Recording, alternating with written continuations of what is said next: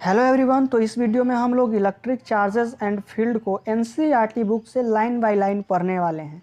और यह video class 12th board वाले एग्ज़ाम के लिए, साथ में नीट के लिए और साथ में जेई के लिए, सभी एग्ज़ाम्स के लिए बहुत इंपॉर्टेंट होने वाला है, क्योंकि आप सभी जानते हैं कि एनसीईआरटी से डायरेक्ट क्वेश्चन पूछा जाता है। तो एनसीईआरटी का लाइन बाय लाइन आप अच्छे तरह से कर लेंगे तो आपका बहुत सारा क्वेश्चन सोल्व हो जाएगा। तो इस वीडियो में मैं आपको जो अंडरलाइन कराऊंगा, आप अपने साथ एनसीईआरटी अपना बुक खोल कर रखिएगा, और जो मैं अंडरलाइन कराऊंगा उसको आप अपने भी बुक में अंडरलाइन कर लीजिएगा, ताकि जब आप इसका रिवीजन करें तो आपको रिवीजन करते समय सारा समय बच जाएगा और सिर्फ कम समय में आपका पूरा चैप्टर रिवीजन हो जाएगा। तो चलिए शुरू कर लेते हैं। लेकिन अगर चैनल को सब्सक्राइब नहीं किए हैं तो चैनल को सब्सक्राइब कर लीजिए, क्योंकि इस चैनल पर आपको इसी तरह के वीडियोज़ मिलते रहेंगे। और साथ में वीडियो को लाइक और अपने फ्रेंड्स के साथ शेयर तो ज़रूर कर दीजिए। तो आइए वीडियो को शुरू कर लेते हैं। तो सबसे पहले जो इंट्रोडक्टरी पार्ट है, यहाँ पर जो इंट्रोडक्शन वाला पार्ट है इलेक्ट्रिक चार्जेस एंड फील्ड का, इसमें आपको सारा कुछ नहीं पढ़ना है, ये सब आपका इम्पोर्टेंट नहीं है।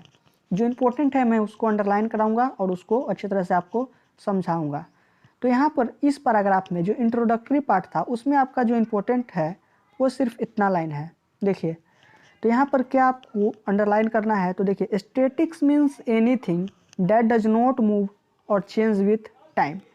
तो इस लाइन को आप अपने बुक में भी अंडरलाइन कर लें और इसको मैं आपको समझा भी देता हूँ। तो स्टैटिक्स का मतलब क्या होता है, इलेक्ट्रोस्टैटिक्स हम लोग पढ़ रहे हैं, तो स्टैटिक्स का मतलब तुम्हें पता होना चाहिए।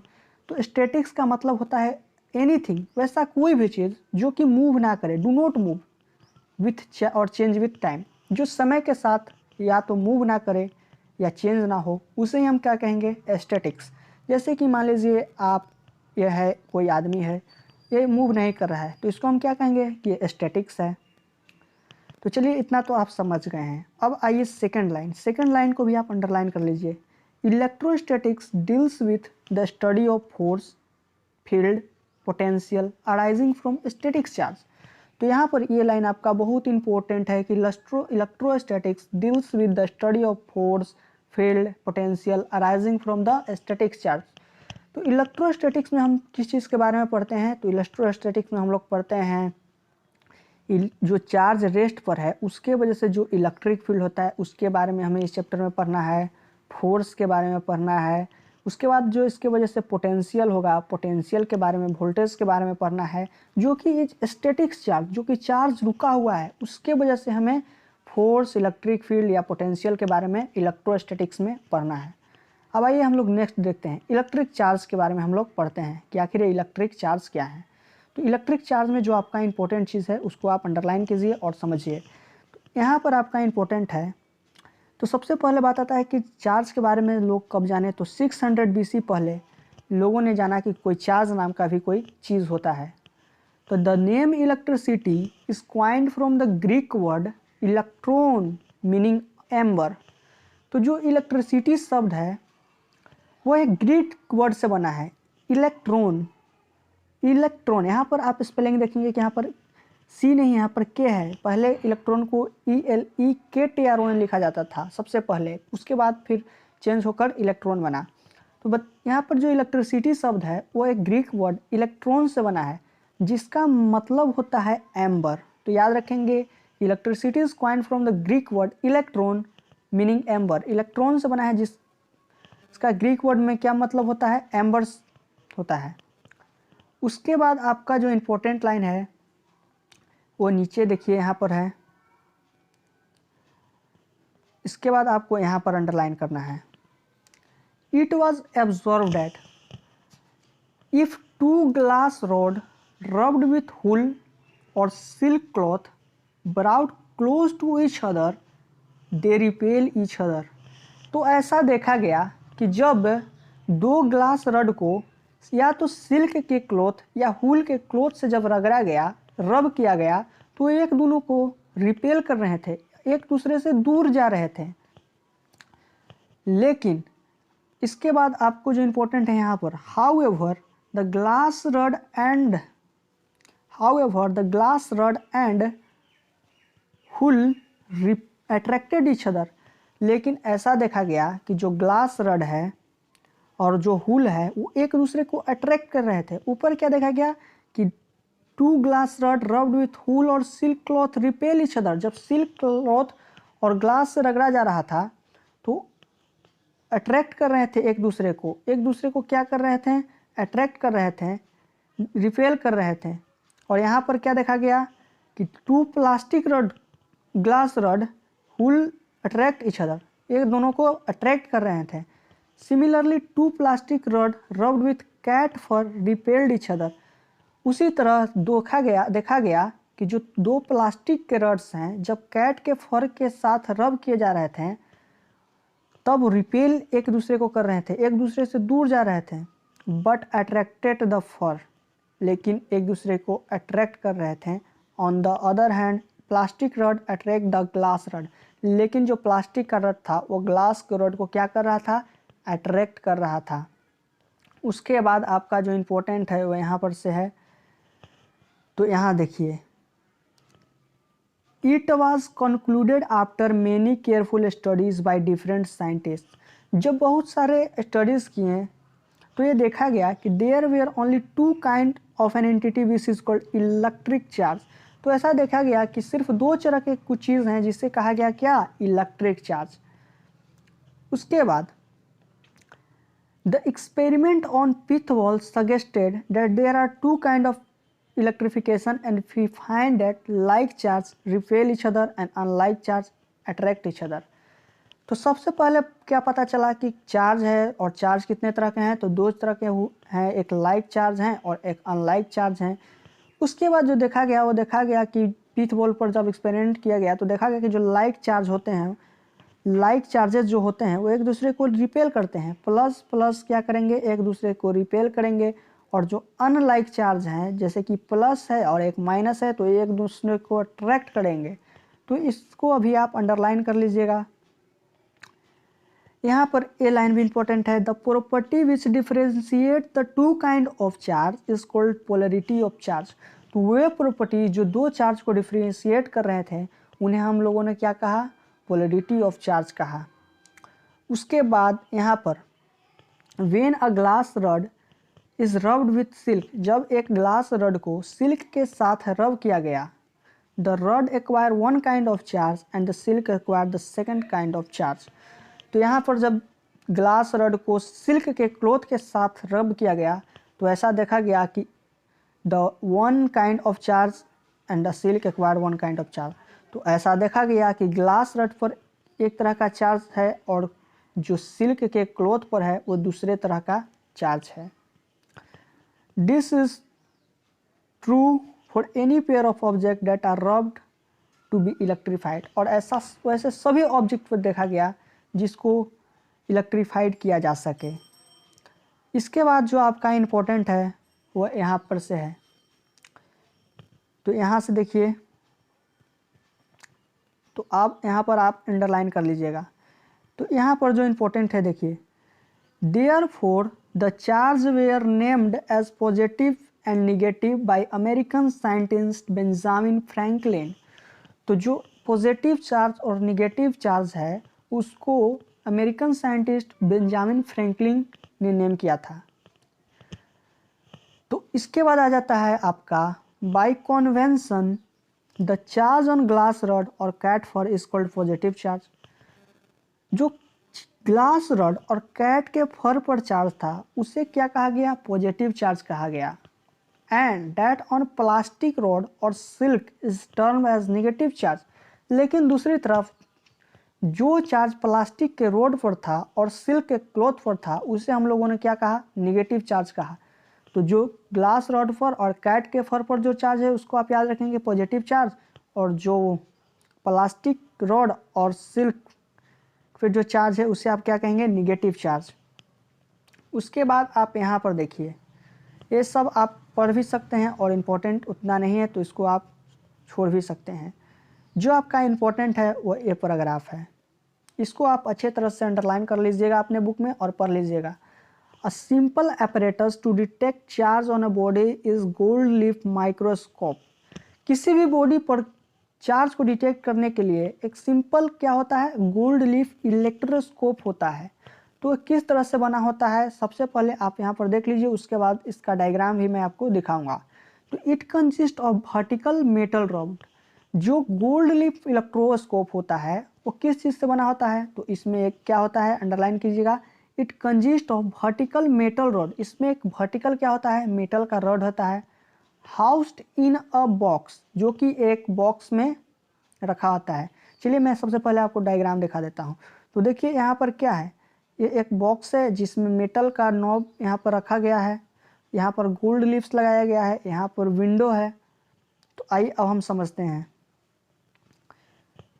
तो यहाँ पर क्या था, इट जो कि हाउस था किसमें, बॉक्स में, with to thin gold leaves. तो मैंने डायग्राम में आपको दिखाया कि इसमें क्या था, गोल्ड के थिन लीव्स थे, गोल्ड लीव्स थे, अटैच टू इट्स बॉटम, जो कि बॉटम से अटैच थे। When a charge object touches the metal knob at the top of the rod, charge flows on to the leaves.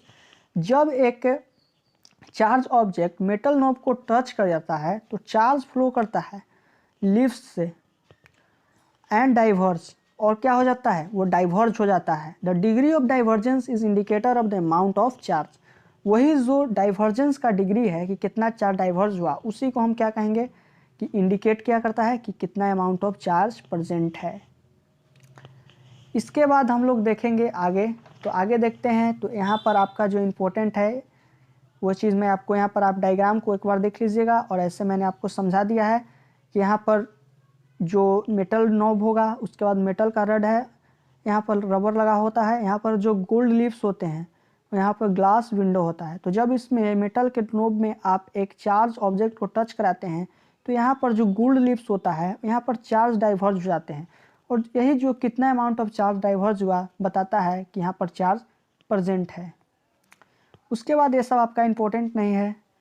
इसके बाद आप ये सब छोड़ दें या पढ़ लें तो कोई, ये सब सिर्फ इतिहास की तरह है, तो इसको आपका उतना ज़रूरी नहीं है। यहाँ पर आपका जो इम्पोर्टेंट है वो ये चीज़ है, to verify a neutral body we need to add और remove one kind of charge. किसी भी न्यूट्रल बॉडी को इलेक्ट्रीफाई करने के लिए, चार्ज करने के लिए, मान लीजिए एक न्यूट्रल बॉडी है, अगर हमें इसको चार्ज करना है तो हमें क्या करना पड़ेगा, या तो हमें इसमें से चार्ज को, किसी एक तरह के चार्ज को बाहर निकालेंगे, या फिर से किसी एक तरह के चार्ज को इसमें हम डालेंगे। जैसे कि यहाँ पर इसमें से अगर हम इलेक्ट्रॉन निकाल देते हैं तो यहाँ पर यह क्या हो जाएगा, पॉजिटिव चार्ज हो जाएगा। अगर इसमें हम इलेक्ट्रॉन डाल देते हैं तो ये हो जाएगा निगेटिव चार्ज। तो उसी को यहाँ पर बताया गया है कि to electrify a neutral body we need to add और remove one kind of charge. When we say that a body is charged, we always refer to as excess of charge or deficit of charge. जब भी हम कहते हैं कि कोई body charge है, उसका मतलब क्या होता है कि या तो इसमें ज़्यादा चार्ज है या तो इसमें चार्ज कम है, तभी यह बॉडी क्या है, चार्ज है। In solid, some of electron being less tightly bound in the atom are the charge which are transferred from body to other. A body thus be charged positively by losing some of it electron. तो देखिए मान लीजिए कि यहाँ पर एक body है, तो यह पॉजिटिवली चार्ज कैसे होगा, तो मान लीजिए कि इसमें, ऐसे तो न्यूट्रल बॉडी है तो इसमें number of electron number of proton के बराबर है, लेकिन अगर हम इसमें से एक इलेक्ट्रॉन बाहर निकाल देते हैं, इलेक्ट्रॉन होता है नेगेटिव, जिसमें यह जाता है उसे भी कर देता है नेगेटिव, और जिससे निकलता है उसे क्या कर देता है, पॉजिटिव। तो इस बॉडी से हमने इलेक्ट्रॉन निकाल लिया, तो इसमें से जब इलेक्ट्रॉन निकला तो निगेटिव चार्ज बाहर कर दिए, तो इसमें ज़्यादा क्या हो गया, पॉजिटिव, इसलिए यह बॉडी क्या हो जाएगा, पॉजिटिव चार्ज हो जाएगा। सिमिलरली ये body can be negatively charged bye gaining electron. लेकिन अगर हम इसमें एक इलेक्ट्रॉन डाल देते हैं तो यह क्या हो जाएगा, इलेक्ट्रॉन होता है नेगेटिव, जिस पर जाता है उसी को क्या कर देता है, नेगेटिव। तो यह बॉडी था न्यूट्रल और इलेक्ट्रॉन को हमने इसमें डाल दिया, तो यह क्या हो जाएगा, यह हो जाएगा निगेटिवली चार्ज बॉडी। उसके बाद देखिए आपका जो इम्पोर्टेंट है, तो यहाँ पर आपका जो इम्पोर्टेंट है ये लाइन है, वेन वी रब a glass rod with silk. जब हम लोग ग्लास रॉड को सिल्क के साथ रब करते हैं, some of electron from the rod are transfer to the silk cloth. तो क्या होता है, जब हम लोग ग्लास के रॉड को, सिल्क का क्लॉथ है, और जब हम लोग ग्लास के रॉड को एक दूसरे से रब करते हैं तो सम ऑफ इलेक्ट्रॉन फ्रॉम रोड में जो रॉड है इसका कुछ इलेक्ट्रॉन इसमें चला जाता है, सिल्क के क्लॉथ में चला जाता है। Thus the rod get positively charged and the silk get negatively charged। तो ये रोड से जब इलेक्ट्रॉन निकला तो इसमें ज़्यादा क्या हो गया, पॉजिटिव चार्ज हो गया, तो रोड क्या हो जाएगा, पॉजिटिवली चार्ज हो जाएगा। और जिस पर इलेक्ट्रॉन जाता है उसको क्या कर देता है, निगेटिव, क्योंकि इलेक्ट्रॉन होता है नेगेटिव। तो जो सिल्क का क्लॉथ था उसमें इलेक्ट्रॉन गया तो इसको क्या कर देगा, यह हो जाएगा निगेटिव और निगेटिवली चार्ज। उसके बाद आप देखिए कंडक्टर एंड इंसुलेटर। तो कंडक्टर एंड इंसुलेटर में जो इंपॉर्टेंट है उसको आप यहाँ पर देखिए। A metal rod held in hand rubbed with wool will not show any sign of being charge. अगर आप किसी मेटल के रॉड को अपने हैंड में रखते हैं और तब उसको रब करते हैं किसी हुल के साथ या किसी क्लॉथ के साथ, तब वहाँ पर आपको चार्ज नहीं दिखाई देगा, वहाँ पर किसी तरह का चार्ज डेवलप नहीं होगा। लेकिन if a metal rod with wooden और plastic handle is rubbed without touching its metal part it show sign of charging. लेकिन अगर आप किसी मेटल के रॉड को क्या कर देते हैं कि उसके हैंडल को आप बना देते हैं, प्लास्टिक चढ़ा देते हैं या फिर से उस पर आप वुडन लकड़ी लगा देते हैं, वुडन कर देते हैं, तब उसको जब आप रगड़िएगा तब वहाँ पर साइन आ जाएगा किसका, चार्ज का। It shows sign of charge. Suppose we connect one into copper wire और न्यूट्रल फिट होल। ये आपका इंपॉर्टेंट नहीं है। तो इंपॉर्टेंट क्या था कि मेटल रॉड को जब आप हैंड में पकड़ कर रब करते हैं किसी क्लॉथ के साथ, तब वहाँ पर चार्ज आपका डेवलप नहीं होता है। लेकिन उसी को अगर आप मेटल रॉड है उसको आप हैंडल लगा देते हैं वुड का, लकड़ी का या फिर से प्लास्टिक का, और उसके बाद आप रब करते हैं तब वहाँ पर चार्ज डेवलप हो जाता है। इसके बाद देखिए some substance readily allow passage of electricity through them. कुछ ऐसे सबस्टांस होते हैं जो अपने अंदर से इलेक्ट्रिसिटी को पास कराते हैं और कुछ ऐसे होते हैं कि अपने से इलेक्ट्रिसिटी को पास होने नहीं देते हैं। Those which allow electricity to pass through them easily are called conductor. जिससे इलेक्ट्रिसिटी पास होता है उस ऑब्जेक्ट को हम क्या कहेंगे, कंडक्टर कहेंगे। जैसे कि मेटल का कोई रॉड है तो इससे में अगर आप इलेक्ट्रिक वायर इसमें आप टच करते हैं तो यहाँ से इलेक्ट्रिसिटी पास होकर यहाँ इस एंड पर भी आ जाएगा। इस एंड पर अगर आप इलेक्ट्रिक वायर को टच करते हैं तो इस एंड को अगर आप टच करेंगे तो आपको इलेक्ट्रिक शॉक लगेगा, क्योंकि यहाँ पर जो चार्ज है वो फ्लो करता है। और ऐसे सबस्टांस को हम क्या कहेंगे, कंडक्टर कहेंगे। They have electric charge electron that are comparatively free to move inside the material। इनके पास इलेक्ट्रिक चार्ज होता है। Electric charge in the sense क्या, इलेक्ट्रॉन्स होते हैं जो कि इसके अंदर मूव कर सकते हैं। Metals, humans and animal bodies on and earth are conductor. Metals, कोई भी मेटल्स हो गया, ह्यूमंस हम हो गए, एनिमल्स हो गया या फिर अर्थ हैं, ये सभी क्या हैं, ये सभी कंडक्टर्स हैं। ये अपने से इलेक्ट्रिसिटी को पास करा सकते हैं। Most of the non-metal like glass, porcelain, plastic, nylon, wood offer high resistance to passes of electricity through them। लेकिन कुछ ऑब्जेक्ट्स हैं जैसे कि क्या हैं, तो जैसे कि हो गए नॉन मेटल्स, प्लास्टिक हो गया, नाइलून्स हो गए, लकड़ी हो गया, ये सब क्या करते हैं कि इलेक्ट्रिसिटी को रेजिस्टेंस देते हैं। ये अपने अंदर से इलेक्ट्रिसिटी को पास होने नहीं देते हैं। और ऐसे जो सबस्टांस होते हैं, ऐसे जो ऑब्जेक्ट होते हैं, उन्हें हम क्या कहते हैं, इंसुलेटर्स कहते हैं। Most substance fall into the one of the two classes stated above. ज़्यादातर जो कोई भी सबस्टांस वे इन दोनों कैटेगरी में ही मिलते हैं, या तो वे कंडक्टर होगा या फिर से क्या होगा, इंसुलेटर्स होंगे। अब देखिए, अब जो आपको अंडरलाइन करना है यहाँ पर, the process of sharing the charge with the earth is called grounding और अर्थिंग। जो चार्ज को ग्राउंड के साथ शेयरिंग करने का प्रोसेस होता है उसे हम क्या कहते हैं, तो अर्थिंग कहते हैं। तो अर्थिंग आपको यहाँ पर याद रखना है, उसे हम और क्या कह सकते हैं, ग्राउंडिंग कहते हैं।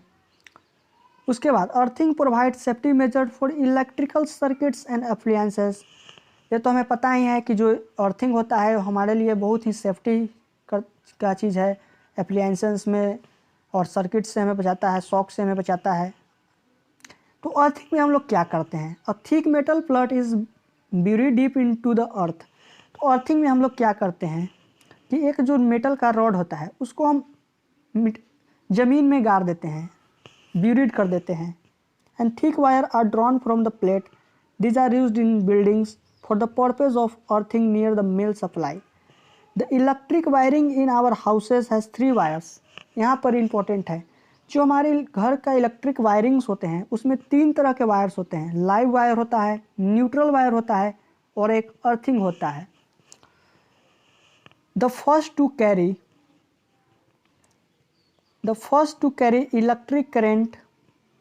Electric current from the power station. जो लाइव और न्यूट्रल वायर होते हैं उनके पास इलेक्ट्रिक करंट होते हैं जो कि पावर स्टेशन से आता है। And the third is earthed by connecting it to the buried metal plate. और जो थर्ड वायर होता है वह क्या होता है? अर्थिंग, जो कि हम मेटल रॉड से कनेक्ट करते हैं और उसको ज़मीन में गाड़ देते हैं, ब्यूरिड कर देते हैं। तो यहाँ पर इसके बाद जो आपको देखना है चार्जिंग का मेथड। तो इस वीडियो में हम लोग इतना ही रहने देते हैं। अगले वीडियो में हम लोग चार्जिंग कर लेंगे और प्रॉपर्टीज़ ऑफ इलेक्ट्रिक चार्ज देख लेंगे। तो वीडियो को लाइक कर दीजिए और साथ में शेयर कर दीजिए, और चैनल को अगर आपने सब्सक्राइब नहीं किया है तो चैनल को सब्सक्राइब कर लीजिए, क्योंकि सारा NCERT लाइन बाय लाइन आपको इस चैनल पर पढ़ाया जाएगा।